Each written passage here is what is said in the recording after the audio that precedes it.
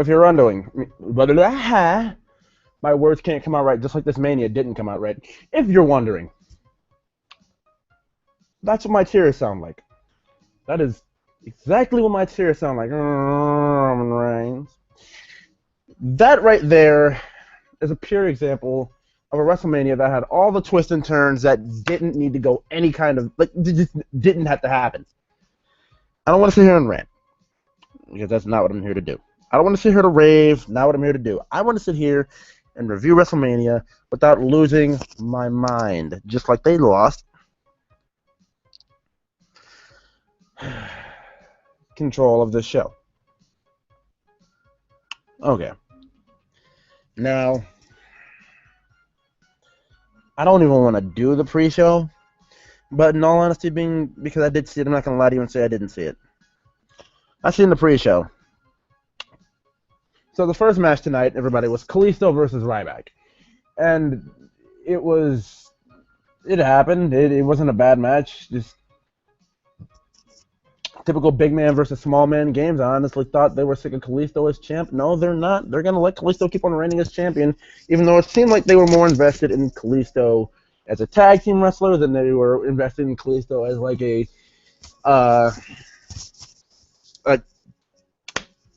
they were more invested in the tag team wrestling than they were as a singles wrestler. And the thing is here with Kalisto, it's like they weren't really doing anything with you but feeding you to Del Rio and then making it seem like Ryback said big guys rule, little guys drool, and I even can't believe I just said that, but I can't believe a lot of things that happened tonight.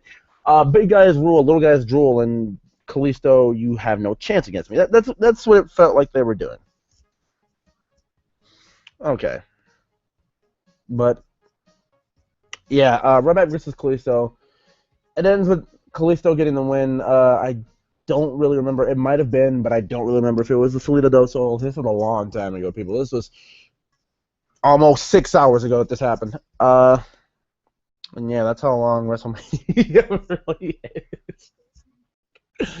That was 4.5 hours of putrid, disgust. See, I don't want to rage and rip on the show, but there are moments that deserve it. There are moments that don't. And there are moments that just, like, left you scratch. Like, what? What? Like, it felt like on one hand tonight, they basically tried to, like, just, you know what I mean? Like, they just tried to make us, like, oh, well, these people saying it's going to be crap, let's totally change the flow of everything and, like, move everything around. So, like, oh, wow, how unpredictably great. This is not... They tried too hard. Okay, but enough with that. But Kalisto defeated Ryback. Next up was Team Total Divas versus, which was Brie Bella. I'm sorry, my thing is okay. Hold on. I know the teams, but I don't want to mix and match anybody out because I was literally calling out the wrong people on the wrong teams earlier. So Team Total Divas was Brie Bella, Paige, Natalya, Alicia Fox, and everyone's favorite redheaded screw-up, Eva Marie. End of this match comes out with, I don't even remember the end of this match. All I know is, Brie Bella not pinning Naomi, throwing Naomi into a yes lock, and I'll give Brie Bella credit for once in her life. This is a better yes lock than she's ever put on her entire life. This actually was well formulated and well put together. I guess it was the flip on Naomi's part that put it all together and that made it look good. Lana in this match for Bad and Blonde, and Bad and Blonde being the team of Lana, Tamina, Emma, and Summer Rae. They defeated that team, and this match was okay. It wasn't anything special. It wasn't horrific, even though even Maria was in it. They didn't maximize her ring time. Well, minimize. I'm sorry, not maximize. They minimized her ring time. So, she didn't embarrass herself too bad on the biggest stage of the year. And that's about it. I mean, and look what this shows you. Divas, and I'll exclude a couple on this list, like on Team Total Divas and Team Bad and Blonde, are on their way out, and the new generation from NXT, who did put on an exciting match, from later's on the way. Let me name some names for you guys. Brie Bella on the way out. Anyways, Paige should be in a better position and should get the anti-diva gimmick, but that's another story for another day. Natalya, just a veteran work hand who, yeah. Alicia Fox, veteran who there's really nothing to or no substance. I don't find any spot, or I don't see any point for Alicia Fox to even be here anymore. Okay, Alicia Fox, Natalya, yeah, okay. And I'm gonna no-sell that last person on that team, Redhead. That's all you guys need to really think about, and just yeah. Okay. The second match we had. Okay, that was the second. Okay, I'm sorry. Match numero tres. The Dudley Boys versus the Usos. And good God. What was the point? So the Usos can just go over and find somebody to get on WrestleMania? Is that what this was? Just because I'm not getting it. I'm really not.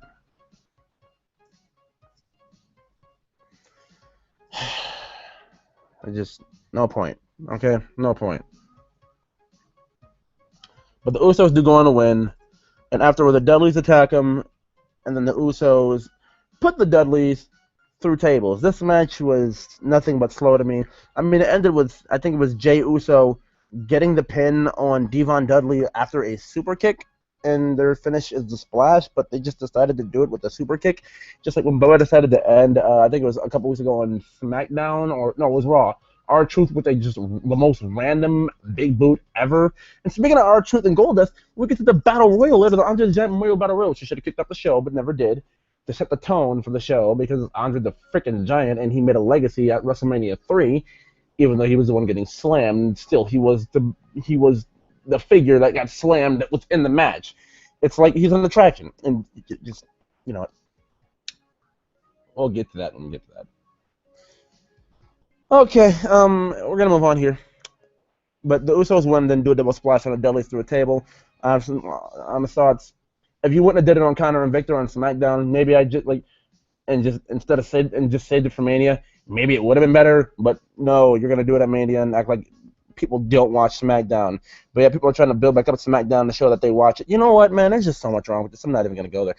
So this is where the actual show starts, and it's WrestleMania, and we have a ladder match. And I'm gonna say it by, I don't even remember who came out first. I know it was Ziggler. Okay, I'm just gonna say from the top of how this list goes.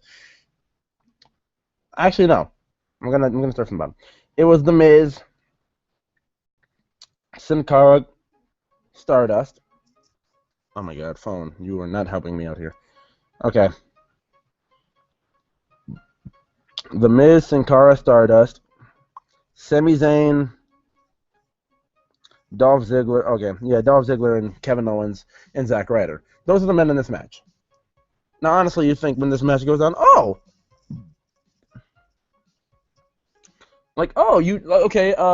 well, definitely, definitely, Sami Zayn or Kevin Owens is winning this, right? Because that's what the central feud has been put between. Like when this entire thing started, who's gonna challenge Kevin? Sami Zayn was one of the first few to step up. Not randomly thrown in Zack Ryder, who's only here because Neville got freaking injured and broke his shin and ankle. So you're telling me on this present day and age that Neville was supposed to win the Intercontinental Championship, and he was the guy who got attacked at first, but it didn't seem like they were going to put in anything that had to do with Sammy or Kevin at the very moment, because the next 2 weeks that, something incurred, he was gone? You expect me to believe that? Because I honestly don't. Like, I really honestly don't. This match did have some good things that went down to it. Sin Cara, I give this man props. Michael Cole said this man is dressed heavenly like an angel. Like, heavenly like an angel, and, like, that being because he was in all white. And then he came out with a robe and everything, and it looked like, he had the shoulder pads to it. And I'm just sitting there thinking, oh, well, Sin Cara, la la la la, you're just in this, because they just needed somebody else in this. So they just threw you in this, and Kalisto just going to do his own thing for the night on the pre-show. Even though if you ask me, never mind. Man. Anyways, I keep saying anyways. I always say anyways. I might as well just title every one of my reviews Scott Steiner style. Because it's just same word. Because like 3 times 4 minus 5 plus my 18%. Okay. Whatever, beer. But Zack Ryder was diving. Not Zack Ryder. I'm confuzzled. I'm just fidgety. I'm fidgety, people. I'm sorry. I like you watch it, and then you expect the most out of them, and then you get your expectation up all the time. They can put themselves in prime position to do something decent or good, and then it's just okay. So, okay. Other notable moments in this match. Kevin Owens almost just about died in this match. He landed on a ladder backwards. I mean, there was some notable. It's just Sin Cara's dive is the really only notable thing to me, and anything that had to do with Sami Zayn and Kevin Owens, their brawl, Kevin Owens' huge pop tonight, everything. Like, the crowd was like, they loved Owens to death. They loved Zayn to death. They loved. They were alright for Ziggler. They didn't really care, and it's sad, but that's kind of the thing for Dolph Ziggler anymore. Nobody really cares anymore because Dolph Ziggler is just what Kofi Kingston used to be, Mr. Utility Guy, who was put in situation just for Mr. Utility Guy, put in situation just so his utility guy. He's in such situations that they need him to because he can do everything. He's the 5-tooled utility guy. I'm not gonna say phenom because next thing you know, like the next part of the sentence that goes that would be 5-tool phenom, and that's definitely not it for Ziggler, at least anymore. And I don't even really think it ever was. Dolph could have gone somewhere his entire career, had all the potential in the world. I'm not gonna say potential. It looked like he was destined to do something, but he never really did. He had a couple world championship rings, and I don't even know. I'm just ranting and raving about Dolph Ziggler right now, but. Yeah, Miz, not really too notable in this match. He almost won the match, so Zack Ryder knocks him off the ladder. Zack Ryder climbs up the ladder, grabs the Intercontinental Championship. I'm not kidding you, people. Zack Ryder grabs the Intercontinental Championship, and he wins it. Your new Intercontinental Champion, the guy who got slotted in this because Adrian freaking Neville. Yeah, that's his name, Adrian. The guy who debuted a year ago under the name Neville. The new sensation, the name they dropped. The man that grabbed it forgot. The guy who won Breakout Star of the Year unexpectedly. So you're telling me, and I would have no problem with it if they would have kept building him in the story and making him a vocal point like they made Zayn and like they made Owens. Well, Owens being the champ at the same time. But still, unexpectedly, out of nowhere, randomly, Zack Ryder is your new Intercontinental Champion. Let's think about this from a year ago from today. Well, last year's Mania. Zack Ryder was not in the picture. This is when I think he might have just been back down at NXT. Or this might have been a little before that. But Zack Ryder had nothing to do with this. Where am I? Okay. Let's think about a year ago today. A year ago today, the Intercontinental Champion was Daniel Bryan at WrestleMania. He won an Intercontinental Championship from Barrett, because Barrett was champion at the time, and this is when Ambrose stole the title, then Stardust stole the title, then Ziggler stole the title. Everyone stole the title. Daniel Bryan eventually won the title and was the true owner. And from there, we go from Daniel Bryan being champion, and then a year later, Zack Ryder, one half of the Hype Bros, winning the championship. And then don't even get me started on NXT because I don't even know where some of those guys stand anymore because it just like Vince is gonna do whatever he can to sabotage it because like I don't. This match should have been Sami Zayn's. This match should have been Sami Zayn's or Kevin Owens, and it wasn't. Like I didn't care who won. Give me Zayn, give me Owens. As long as the finish involves those two at the top of the ladder, that's where I care. That's where my money was invested. That's where my $9.99 a month is going. My $9.99 a month is going to see the stories that I want to be capped. Just oh my god. Ay, Dios mío. Okay, well, I didn't know what those two. They had their moment before the Miz and Zack Ryder moment, whatever. Whatever. I don't. I don't know.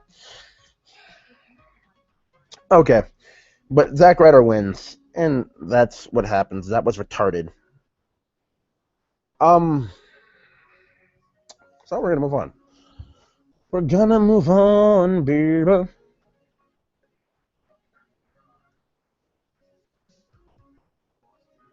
Okay. Okay, I'm trying to find where we left off of doing this. Da, da, da, da.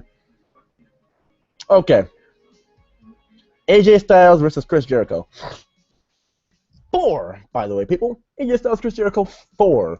And may I just say to you today that Chris Jericho is still. I'm gonna say this the smart way. Like everybody's like, oh, Jericho's old and worn down. He can't do what he used to. But tonight, Jericho proved. It's like a pitcher in baseball, or a quarterback in football. Yeah, because that's a more relevant term. Okay, so we all know Tom Brady is almost 40 years old. He may not have the most powerful arm anymore, but he still gets it done with accuracy, and he still gets it done with his smarts and his film study. And if he picks apart a team in that way, he doesn't have to just necessarily go out there and be the best athlete quarterback-wise in the field. Like, that's what Jericho is. Jericho's a smart worker. Jericho's one of those smart workers that may not be the most athletic anymore, but can still get it done and still knows how to not professionally, still knows how to, brilliantly put on something in ring that's absolutely phenomenal, especially if he's dancing with the right dance partner. Jericho Fandango, that couldn't really be. That really couldn't. You really couldn't do much there. So, I mean, that's not by any means saying it's a bad match. It was a good match. It's just like the match, like it was one of those matches where, like, as you got through the middle of it, more like, oh, like it's just a matter of like, oh, this is getting good. This is getting really good. It just. Uh, But the only reason I like signed disappointment is because like okay, you built up the story of AJ Styles chasing you for another match. Like AJ wanted a match with you after AJ already beat you. Like okay, dude, like you wanted a match at WrestleMania, but you just look an idiot because at the end of this match, you know, AJ Jericho kicked out of Styles Clash, AJ kicked out of one code breaker, Jericho AJ got out of the walls of Jericho. Jericho got out of the calf pressure.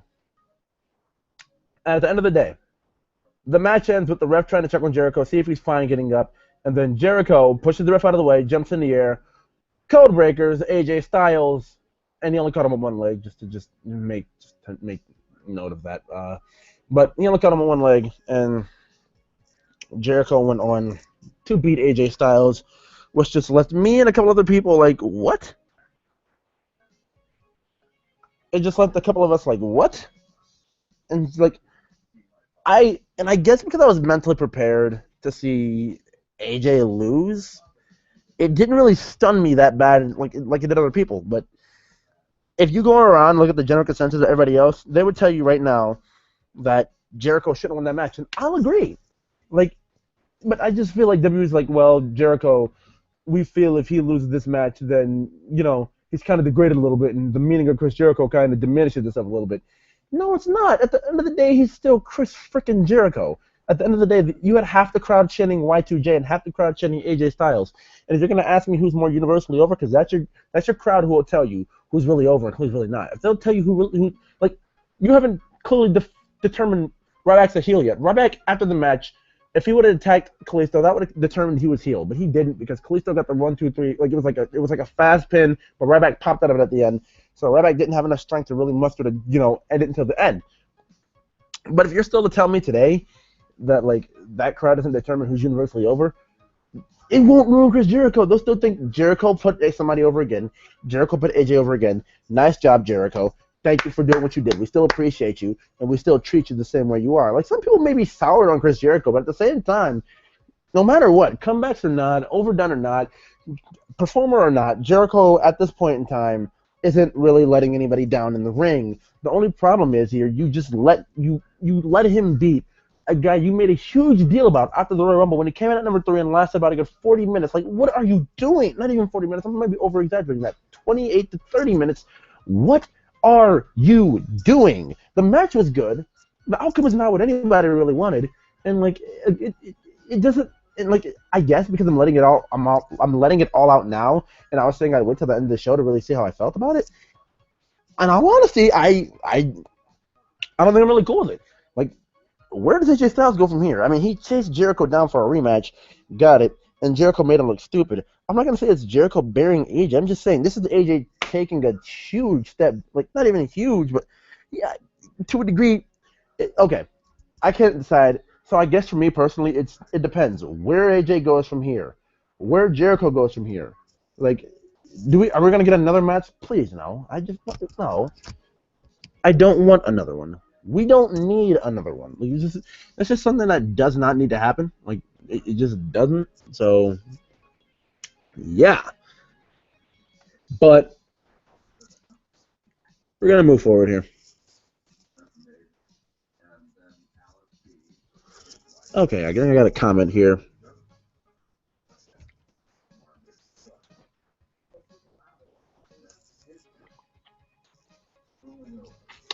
Never mind, people. Okay. So I thought somebody had something. Thought somebody had something to say, but apparently they didn't. So okay, we're gonna move it on forward here, and what I'm gonna do is I'm gonna move on to the next match because this really isn't worth it anymore. So we're gonna move on here to.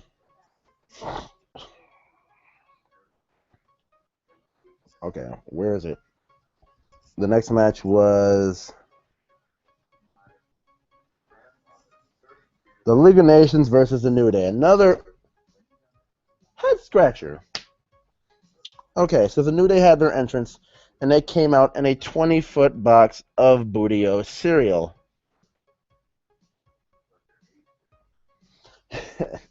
They came out in a 20-foot box of Bootio cereal. And they cut the promo, basically promoting Bootios, and then they talked about how bad the League of Nations are, and it's just like it was the usual New Day shtick, and I don't say that in any bad way. The 5 minutes of booty talk and just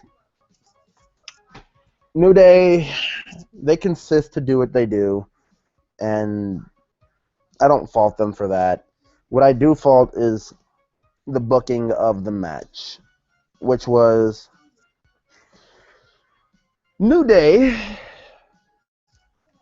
losing this match.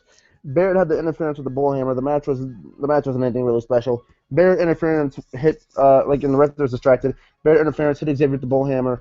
Sheamus comes over, hits the bro kick. 1, 2, 3. That's it. Now here's the interesting, weird, I don't know how to feel about part. Shawn Michaels music hits. I lose like a little schoolgirl. Now that itself is probably worth reacting to. But I didn't because I felt no reason to. So, afterward, we move on, and Michaels comes out in DX gear. I don't know why he chose that, but in his last form of D-Generation X gear. And then up next, out comes Mick Foley. And after Mick Foley comes Stone Cold. And Stone Cold, Mick Foley, and Stone Cold, Mick Foley, and Shawn Michaels come out, and they beat up League of Nations. New Day drags one of them out of the ring. After that, they all bash a couple beers with Stone Cold and Mick Foley. And after that, Xavier Woods gets the stunner. And, they all eventually hit their finishes on League of Nations. But Stone Cold does his finisher. He does a stunner to Xavier Woods, and that was really just that. Okay, so up next, the seventh thing that happened on the show was Dean Ambrose versus Brock Lesnar. I have one word, two if you really want to think about. Let's combine, let's not combine. Underwhelming. This match was what you call underwhelming. I say that from a place where it's like you expected so much. Ambrose teased a chainsaw. They didn't really do it. Everyone thought this match was going to steal the show. And it got. And I have the match times. The match time on this match. The match time on Ambrose Lesnar was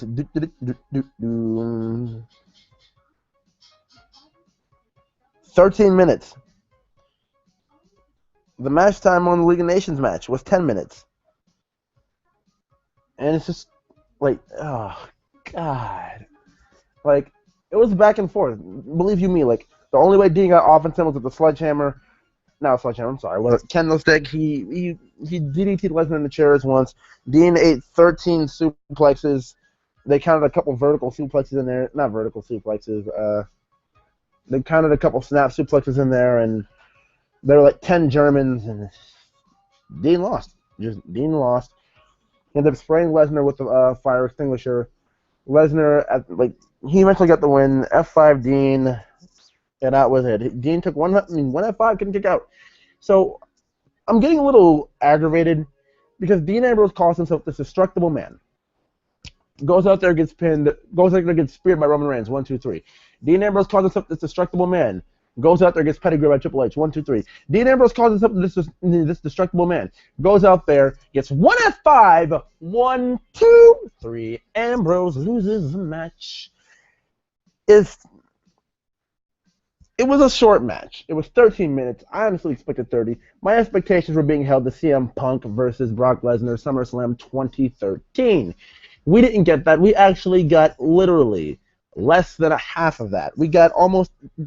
WWE, with that match, you're almost halfway there. I was expecting way more. I was expecting a little more violence, a little more carnage. I was expecting blood.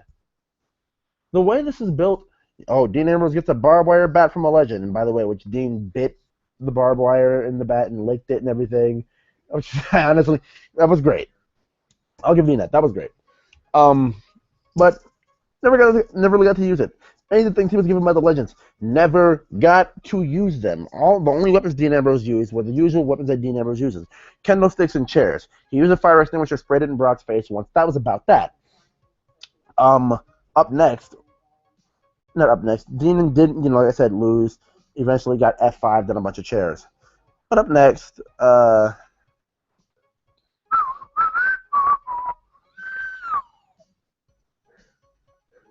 is this the next page? Yes. Okay. So 16 minutes was the time of this next match. It was Charlotte with Ric Flair, the usual entrance, versus Becky Lynch. Still, it's a pirate, it's her usual steampunk entrance, but at WrestleMania on a huge stage, it just looks so damn awesome. And then Sasha Banks, who was accompanied by Snoop Dogg, who had done a performance of her theme song with the girl who actually sung her theme song, or it might have been one of Snoop's friends. I don't really know, but the performance was pretty cool. Sasha had a little bit of fireworks. She had just this giant glitter explosion too. I felt good for the girl. I honestly liked it. And this was for the newly, earlier in the pre-show, pronounced by Lita. And it looks like the WWE Heavyweight Championship, but it is the Women's Championship. And it was brought out for the match. So the Divas Championship, thank God, is now retired. Because I just couldn't stand with the moniker, these women are divas. They're a piss break. They're the concession break. They're what you turn the channel on to go watch Monday Night Football. La la la la la la la la la. It's just, I'm glad I'm just glad it's over. I'm glad it's done with, and I'm glad we can finally live in a world where these women are treated as such. They're women. They fight in the women's division. Look at women like Ronda Rousey setting the world on fire. Serena Williams. All these women around the world setting the world on fire, and then you look at the women of the WWE, and this is past perception, not current perception. This is past perception, not current perception. They're just jokes. Oh, bikini matches, Santa's Little Helper matches, bra and panties matches, fulfill your fantasy. Just there's not a place for that anymore. These women want to be taken seriously, and they want to be treated just like the men. And I honestly think, as the time builds, these three women will set the bar for what for other women are supposed to be treated like. And I'm glad. And hopefully on Raw tomorrow we get a debut of Bayley, so we can build the foundation. You can have your Mount Rushmore of this women's generation, in professional wrestling at least. Maybe one of these women make it outside of the world of professional wrestling to make around to fulfill the greatest women's athletes Mount Rushmore somewhere else. No, I'm not somewhere else in general. But at this current moment, that's what these women do. And I wish NXT would just hurry up and sign Evie, but that's a whole other story for a whole other day, because I hope and I just wish and I know she can succeed. Okay. Now, all right, this match was awesome. Match of the night, the roll-up spots, Becky diving on Ric Flair, Sasha had Eddie Guerrero, like her form, and it was basically the gear of the night Eddie Guerrero won a WWE Championship from Brock Lesnar at not WrestleMania, No Way Out 2004. No, it was No Way Out 03 or No Way Out 04. Either way, awesome moment. Sasha tribute to Eddie. I loved it. I absolutely loved it. And Sasha to break up a figure eight in this match, even hit a frog splash, and it was awesome. Now, I think from here, because eventually Becky did go on a tap, and it was only because Ric Flair was holding the leg of Becky, and just Becky Cleon just straight out tapped out, but Sasha would have broke it up. So I don't know if you really want to categorize this win as cheating or not, but oh yeah, and I forget to even mention Charlotte's moonsault off the top rope was absolutely awesome. On the top rope, out to the floor. She's done moonsaults in the ring before, but this is the first time out to the floor. It was absolutely incredible. They did this absolutely brilliantly, and they didn't disappoint. They didn't let down. This could have gone a whole lot worse, probably, in the eyes of most people. Like, oh, where are the women getting this much time? You finally see what they get to do and what they get to put on NXT. If you like that, Wednesday nights, 8 o'clock, tune in to the WWE Network, and you'll get to see stuff like this on a weekly basis. Maybe not as long, but at the TakeOver specials. Go back and watch NXT TakeOver Dallas, and you will not be disappointed. I promise you. I promise you. I promise you. It may take you a little while to get to know the characters, but it will be worth it. And then when it comes to the main roster, you can be extremely excited, and then just like the rest of us who've experienced what happens, the people who get called up, you can be bummed out when they most likely fail. But Charlotte went on to win this match because Ric Flair was holding Sasha Banks' leg, and I'm telling you now, dude, if Ric Flair gets involved in one more match, I'm going to jump to the TV and boot that 60-year-old 10 rows deep into the crowd. Okay. All right. My frustration can end for now. Undertaker versus Shane McMahon. This match was basically what I expected. It was a little bit slow at first. It built up. They had the impact spots. Shane took apart the cell with a giant set of pliers, it looked like. Undertaker put him through it. The German announcers ducked, and it was all right. Excuse me.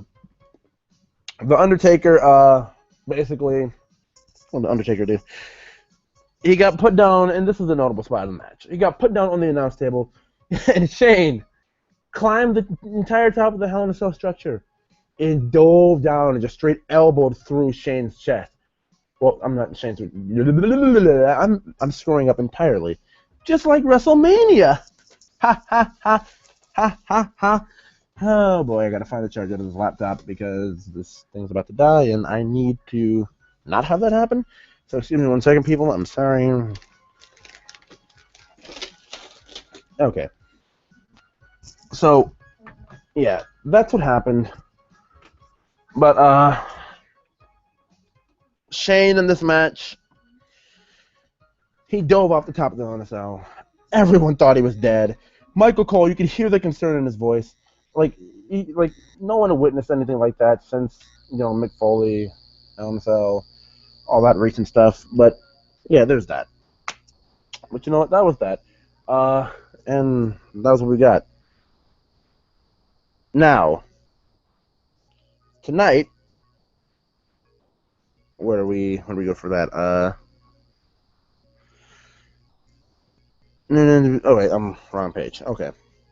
But yeah, Undertaker eventually gets Shane back in the ring. Shane just keeps on telling him, beat me. I guess he must have told him, all right, time to end it. Yeah. Undertaker hits the tombstone. He's now 23-1 at WrestleMania. Shane does not get control of Monday Night Raw. All this was for naught, and you basically built this entire story for no reason. And you know what? Here's another thing. Like, I would have been even more mad. Like, I would have been even more mad because you never got Triple H's reaction to Shane McMahon, and Triple H didn't seem like he really cared. I really knew that Shane wasn't he never really feared it. Like, they never really sold it enough. The only people who ever sold the story were Triple H, Stephanie, not Triple H, Stephanie, uh, and Vince. That was about it. That was about it the entire time. Okay. Now, anyways. Next up, afterward, and I'm just going to reiterate it again. Shane McMahon does not control WWE. Undertaker will continue to compete at WrestleMania because that was a stipulation. If Undertaker lost, he would not have gotten to compete at WrestleMania. But next up was the Andre the Giant Memorial Battle Royal, which featured the following names.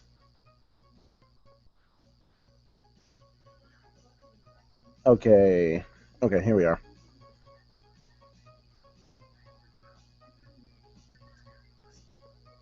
It's not giving me the names here. All right, whatever, but it was an Andre the Giant Memorial Battle Royal. The notable names in this were... Okay, here's the return, actually. Shaq was in this.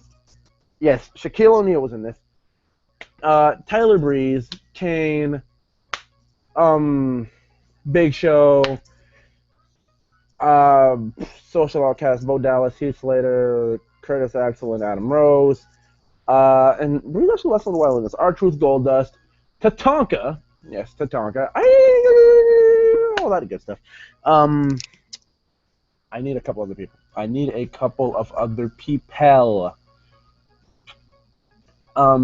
He's learning about. All right, and Baron Corbin from NXT.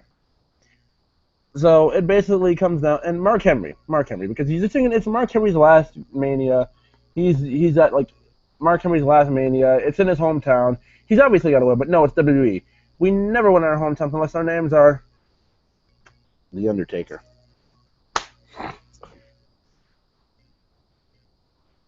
Okay. Now, yeah. So Baron Corbin from NXT goes on to win the Andre the Giant Memorial Battle Royal. This is where I just saw I'm so confused because Baron Corbin is still an integral piece of the NXT roster. He's still one of the top heels there, if not arguably, because Samoa Joe's supposed to probably getting called up the top heel there. So what are you gonna have Corbin do? Go to NXT? I don't know where we stand.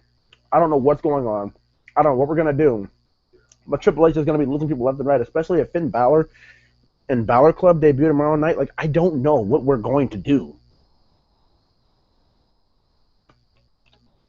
This is incredible to me. So, in one end I'm happy for Corbin, and the other end is, oh, crap. Corbin, no. Okay. But up next, this is just crazy. We get The Rock coming out, and he has a flamethrower. And he spells his name with the flamethrower in giant fire letters, Rock. All right, Dwayne. All right. Woohoo! Yeah! Comes out.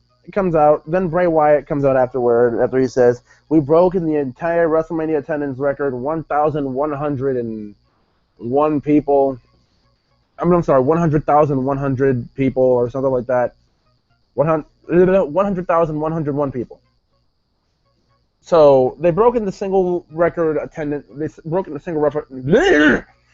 They broke in the single record of attendance for WrestleMania. It's frustrating to get words out, just like it was frustrating to get this WrestleMania card out to people. Now, it probably didn't make any sense. I'm probably just bitter. But The Rock comes out. Wyatt family comes out. The Rock says, blah, blah, blah, Duck Dynasty, blah, blah, blah.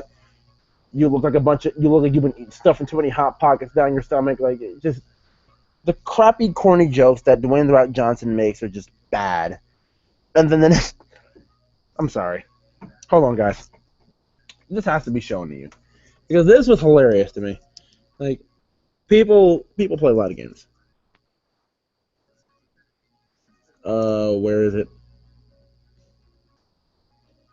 This is what tells you how big of a joke this Mania was. Like people were making jokes on The Rock, and I guess you can more so say it wasn't The Rock. You could probably say it wasn't, but at the same time, look at this. Hold on here.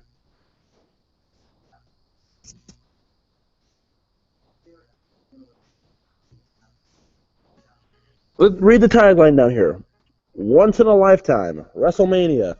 This happened. The Rock ripped off his tracksuit and said, "I will be fighting tonight." Da da da da. And then Bray, wisely, I at least think for the very moment, stepped out of the ring. Well, Bray, it wasn't so wise because Eric Rowan stepped in the ring, Rock bottom, 1, 2, 3. The Rock won in literally 6 seconds, the fastest WrestleMania win of all time. Excuse me. And he lapsed Kane's record from 2008 over Chavo Guerrero for the ECW Championship. Yeah, I knew that. And what?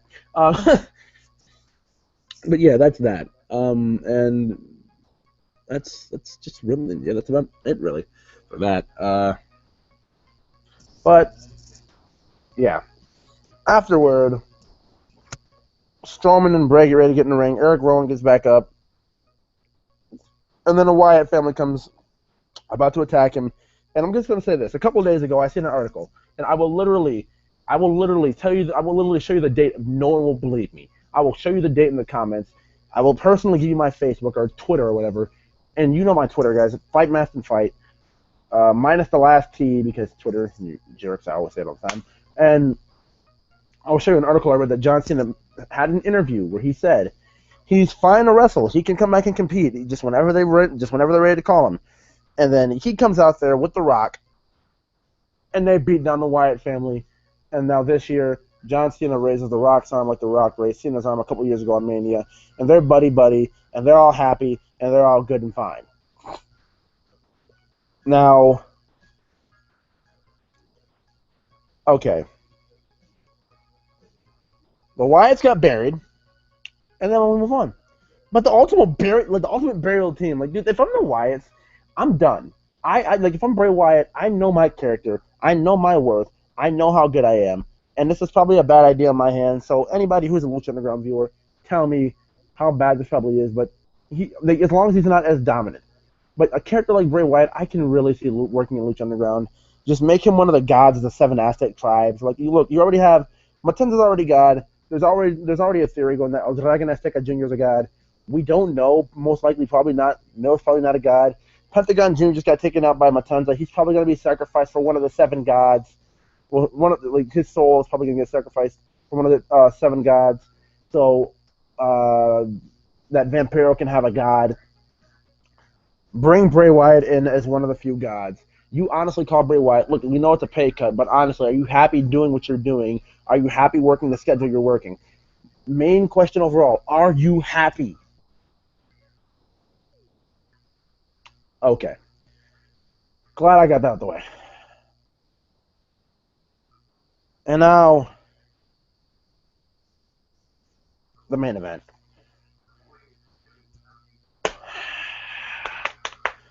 Triple H versus Roman Reigns. Slowly a tear just went down my eye. Match is boring. Got about 27 minutes. Triple H loses the match. Stephanie gets speared. Roman spears Triple H through a barricade. And 1, 2, 3, Roman Reigns wins the match. What? Roman Reigns wins the match. I will repeat myself. Romano Reigns. Romito Reigns. Good. Roman won the match. And then they muted the crowd mic, and the boos rained down. And then there were even tweets. How long did they boo? They're still booing after they went off the air. People left the building. People booed. People gave up. People just, like, we can't do anything now but just throw our hands up and, well, you screwed yourselves over because no one likes him. Oh, well, I'm Vince McMahon. We'll get out of this situation very soon. Oh, well, you're conscious of the booze, but yet you don't care. When this guy's supposed to be the hero, he's supposed to be the guy that people look up to. And you're throwing him on the Daily Show tomorrow. Not the Daily Show. You're throwing him on Good Morning America.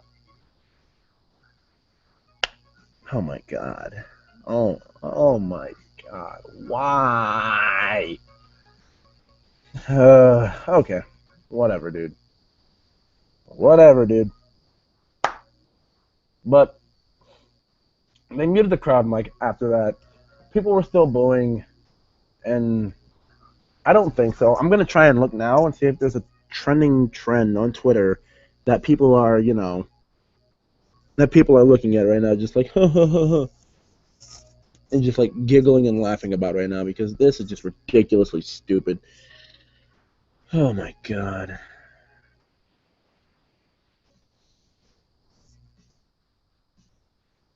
Okay, I'm sorry, people.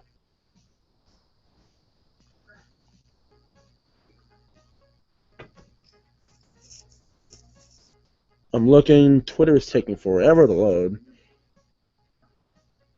Okay, well, while it's taking forever to load, I'm going to say this. Tomorrow night should be one quite interesting Raw, is the way to put it. I thought about doing live reactions to it, but I'm going to be with a friend. We're just going to be... I don't even know, dude. This is ridiculous to me. Like, it's... Like, this has gotten blatantly stupid. Like, not blatantly. That might be the wrong word to use, but this has gotten completely stupid. There's nothing up there. People are incensed. People are enraged. It's completely stupid. I'm just talking myself into circles now. But you know what? I hope you guys enjoyed this. I enjoyed talking to you guys about this. Like I said, there were moments I liked. There were moments I just... there are moments I had head scratches. There are moments that were just absolutely stupid and didn't need to happen and you weren't building to, but they just happened. The Wyatts got buried. Bray Wyatt go to Lucha Underground. I hate to just have that to be everybody's alternative. But just... I'm talking myself in circles. This is like on a scale out of meh to bleh, I'd call this a meh WrestleMania. Like in between, I don't even know, people. But you know what? I do appreciate you guys for watching. Remember, if you've enjoyed this, to leave a like on this video if you already haven't already. Or if you haven't already, subscribe for more of that WWE goodness on my channel. I don't want to call it goodness. It's just... Thank you guys for watching. Follow me on Twitter. Fight Master Fight. That last fight doesn't have a T. And I'll see you guys next time. Thank you guys for watching. Do appreciate it. And see ya.